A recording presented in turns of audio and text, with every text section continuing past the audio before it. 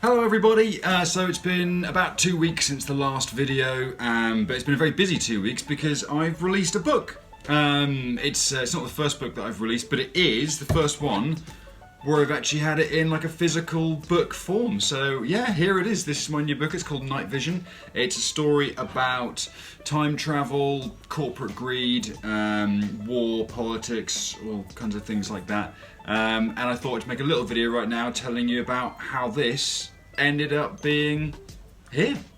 So I'm going to tell you a bunch of things about firstly, how I ended up writing this book, how this ended up being physically in my hands here, the process of using Amazon's tools to make a book into reality through the self-publishing medium, and just a few other bits and bobs about how this has ended up being what I do.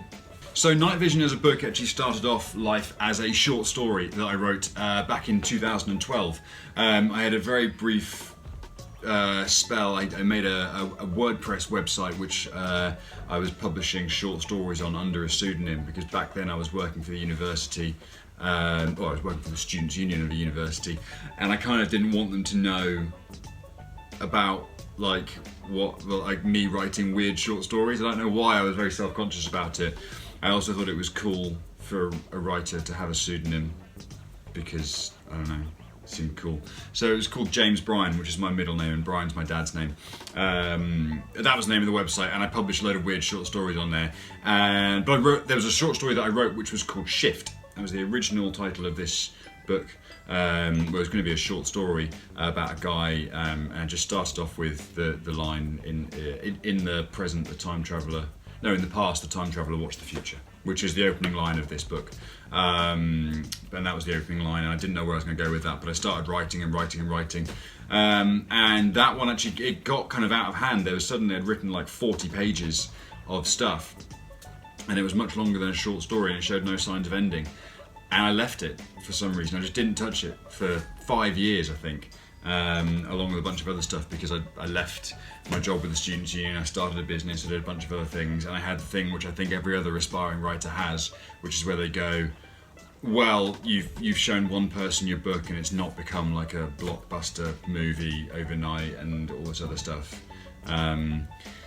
Which is I think people would say is a very millennial way of thinking about things, but either way, I kind of lost faith in it. But I then met and became friends with one of my now very good friends, a guy called Colin, who read a bunch of my short stories, and I read some of the stuff that he'd written, and we gave each other a bit of feedback here and there on stuff. But one of the ones he read was Shift, which was only those like first 40 odd pages, and he just said, it wasn't like overflowing with praise or anything, but he said, it's quite good. I'd like to know how it ends.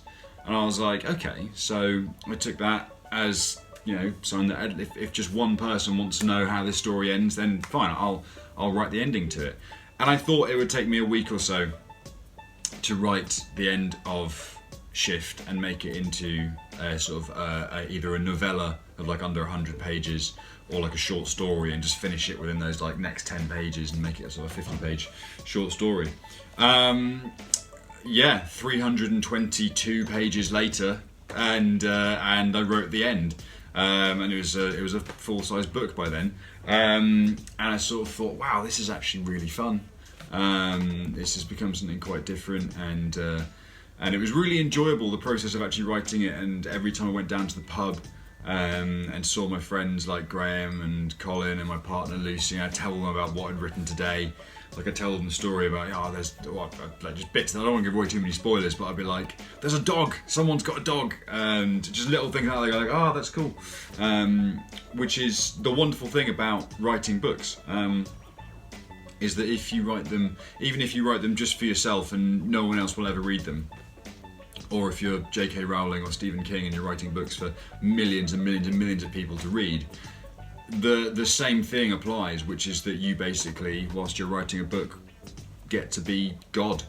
You are the creator of this little world. And I was like, I'm gonna give one of these characters a dog just because I can. And even if those characters only exist inside my mind, they're still in some way real, I guess. So it was a really exciting process. A much longer process than I thought it would be, but at a time, there were certain times when I was writing sort of 3, 4, 5,000 words a day. So sort of 10, 11, 12 pages, and I was really smashing through it, and it was really fun. So yeah, it's been a very exciting process.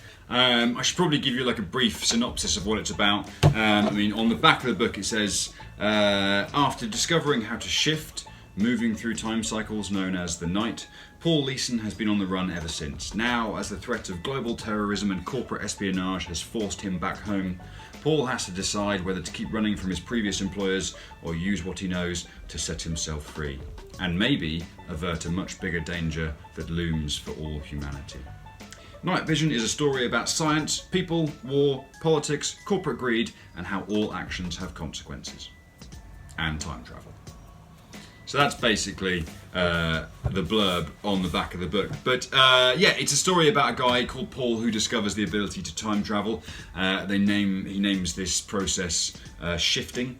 And he also, they throughout the book refer to time in itself as the night. So hence the terms night shift and night vision. So night vision is a piece of equipment which he creates, which basically allows you to see into the future, whereas night shift is a type of equipment which allows you to shift into the future, to travel into the future. And that seemed like a really cool starting point, you know, to write a book. I mean, everything from H.G. Wells to Back to the Future, time travel has always been a really fun and interesting thing for us to talk about and to consider. But what I really enjoyed about Night Vision is that it suddenly then sort of went off into this world of corporate espionage and politics, and it was very topical, I think, as well, considering the state of the world at present, as we look at political leaders who are all the world over willing to do whatever it is that they need to do. And again, I don't want to give away too many spoilers about the book, but there's some people who are in positions of serious power in this book who decide on very drastic measures to achieve goals that they want to see achieved, and Paul is a bit of a pawn in all of this, as is the technology that he's created. So it's interesting to see, you know, the sort of the moral choices that some of these characters make, and alongside that, it's just a fun story about time travel, action, adventure, all kinds of things. There's whole bits of it which I wrote like pages and pages and pages, and I was thinking whilst I was writing them, you're not going to put this in the actual book. This is terrible. It's stupid, because there's when you read it, you'll see there's some really not far-fetched bits in it, but very fantastical, weird things that happen because of the effects of time travel. But those bits ended up staying in because it was just weird, and it was what was on my mind there and then. So yeah, but I hope you guys enjoy it. Whoever wants to read it, I know a couple of people have already bought the Kindle version, and now the paperback version is available. But yeah, it's an interesting one. It was my last book, which was The Chaos, which was all about just this one guy on this weird Homer-esque odyssey through this world, which I realised was a lot about autism. Basically, it was a lot about someone who finds it very, very difficult and confusing to understand the world around them. And there was sort of one or two like main characters in that. This has still got only one or two main characters, but there's lots of other people they interact with, and there's lots more at stake. And there's lots of just very interesting parts in it, which I didn't think it was ever going to have when I started, 8 years ago, 7 years ago, whatever it was, writing a story about time travel. But there we are. So yeah. So I want to talk very quickly about the process of actually how I ended up with this book being available for people to buy either online or in its paper format here. So before now, I've used Kindle Direct Publishing, KDP, to publish books. There's a lot of things to be said for and against Amazon as a company, but what they have done is made it much easier to put information out there and to publish things. Now, when I first put something on Kindle, which was actually, this was about 7 or 8 years ago. I actually wrote a short story collection, which is no longer available, but I'm going to redo it and put it out soon. And it was called The Dark Red Light. And when I first did it, it was literally, you had to go through loads of formatting stuff, which, I mean, I still don't understand HTML or anything like that, and you had to go through loads of formatting to get it just right to put it on. Even when you put it on, it would still look slightly weird on various devices and stuff. Now there's a much more simple way of doing it. They've got an actual piece of software where you just put a Word document into it and it just goes poof, which is really cool. And you can actually see the differences as well in that in my two books, because the first book that I wrote, which was The Chaos, which is this one here, so I've got a physical copy of that as well. The way that it's written, it doesn't sort of, I don't know how well you can see this, but it's still got the double spacing, it hasn't got the indents and stuff, and actually this book doesn't even have page numbers on it, which is kind of bizarre, but that's my fault, because what they did with this, I'm assuming, is they literally just took what I had put online in all of its kind of, you know, warts and all, and have put it into book form. It still looks really nice and really professional. I don't know how closely you can see, but it's really nicely done. I mean, from the just the image that I got of this sort of forest, which was one of the free images from an app called Canva, you can see it looks really good. It's not pixelated or anything like that. I mean, even the little picture of me on the back looks like me, and isn't all like sort of grainy and blurry and stuff. So there's a really good job of that. I mean, this one looks grainy and blurry because I chose a blurry picture. That was the sort of the point of it.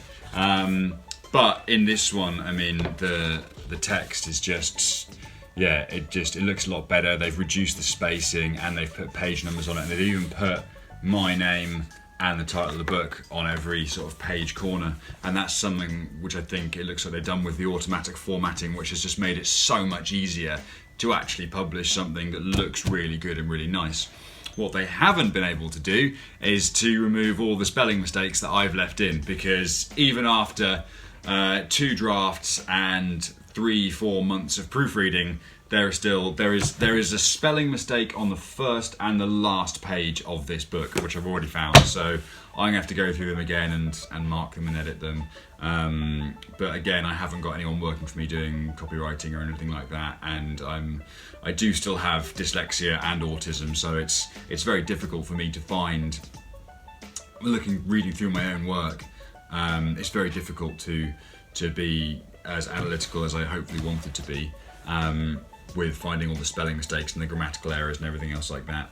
And something else I will actually share, like from the editing process, is that it's like I find that reading my own stuff is kind of like hearing my own voice, which a lot of people say they hate the sound of their own voice, either on the telephone or if they're on a radio program or something like that. They really don't like the sound of their own voice, and I don't like the sound of my own voice either, because it comes out differently. I'm hearing it differently because of the vibrations in my mouth, as opposed to just hearing it back through a camera or something. It's the same, I think, with reading your own material. You're sort of reading it you're either going, well, I mustn't be too hard on myself, so you miss things, or you're hypercritical, in which case one sentence you can get stuck on for hours and it's just never good enough. So it's a very interesting process doing all this kind of on my own, because I didn't really want to bother too many people with, you know, my weird little dreams of writing books and stuff like that. But a sincere and big thank you to everyone who did have a stab at some proofreading and everything else, and who helped out with that. It was really, really nice.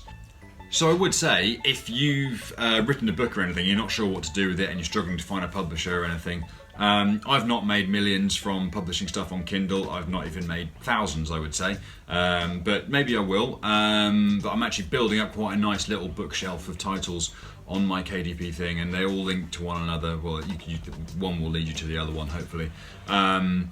And they've made it a much easier way of doing things and putting it out there. And yeah, sure, I haven't got a great big marketing team working for me and stuff like that, but I have tried my best at finding publishers over the years, and it's taken me it's been a bit disheartening, because, you know, obviously a lot of the time, it's not that I'm not it's not that I'm not willing to do the work, you know, to find a publisher and stuff.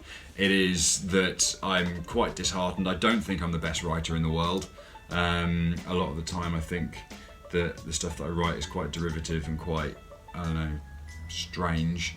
But either way, I've sort of thought of it as, you know, if one person reads my book and likes it, then that's all that matters. And what Kindle have done and Amazon have done with Kindle is make it that much easier to just reach that one person, if that's all it does. So if you do have a book that you've written and you want to do something with it, go for it, stick it up. If you're not doing anything else with it, put it on Kindle. It is crazy the amount of content that is uploaded every day. I mean, on YouTube there is, you know, unbelievable amounts of content that is put online every single day, and it's the same with things like Kindle.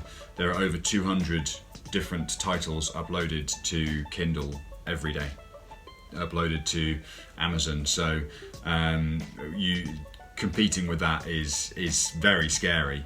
Well, I mean, one of the other things I can sort of say in this context is that one of the reasons I got this book out when I did was because I got a Kindle update letter about the storyteller contest which they were doing, and they basically said all you have to do is upload your book in its full format and put the hashtag Storyteller UK 2019 on it, and it will be considered for this competition. And when I looked into that and looked to see how many books had already been uploaded with that hashtag, I got over 30,000 results. So I don't know if that means there are 30,000 books out there that are entered into that. There might well be, but it is a big number of stuff that is out there. So yeah, it's worrying to sort of think, God, I have to compete with all of that. But for me, you know, I mean, I've released 2/3 books because the Dark Red Light is no longer there, but it will be coming back out soon with more stuff in it. And at least someone has bought a copy of each of those books. So that, to me, that's a success. I know it's not like the fucking, you know, a hallmark benchmark of success, but yeah, people have bought them and read them and said that they're not terrible. So yeah, happy days. But yeah, so if you are thinking of doing it as well, Kindle have done a lot to make it very easy. If someone like me can understand it, then there's a good chance that you will as well. So yeah, give it a go. My sort of last thing to say, really, after all this weird just ranting and talking about stuff, is I understand this video is probably not being monetized because I'm asking you to spend money on things, but yes, please go and buy my book. If you really liked Night Vision and you want to read more of it, please go and buy this book as well. These are the two that I've got out at the moment, so they are, as I said, riddled with spelling mistakes, and I'm going to go through them again. If you do buy a copy of this book, this thing won't be on it. This not to release, not for resale thing. This is just a watermark they put onto the copies that they sent me, because I didn't pay full price for them. I just paid for the printing cost of them. So yeah, they are available to buy. Once again, I think both of the books are available for $3.99 if you want to buy them on a Kindle version, or they are online, or available to buy online as physical books for £12, I think it is, because there's just so much more expense in printing them and posting them and stuff like that. So yes, they are £12 online if you'd like to buy one of them, and I get about 50% of that, I think. So yeah, if that sounds like a fair deal to you, then please, yes, go and buy those things. Other than that, I really hope you guys have enjoyed all of these videos that I've made so far, including this one, and me just talking about books and stuff. I think I'm going to talk about books some more. I think I want to talk about some of the other books which got me to the place I am where I want to write things every day. So I think that might be something to do next. But either way, I really hope you enjoy whatever you're doing this weekend, and if it's rainy and dreary and you've not got much to do like it is out here, then maybe consider buying one of my books and having a read of it and see what you think. Okay, if you'd like to subscribe as well, that'd be fantastic. Otherwise, yeah, enjoy your weekend, take care, and I'll see you soon.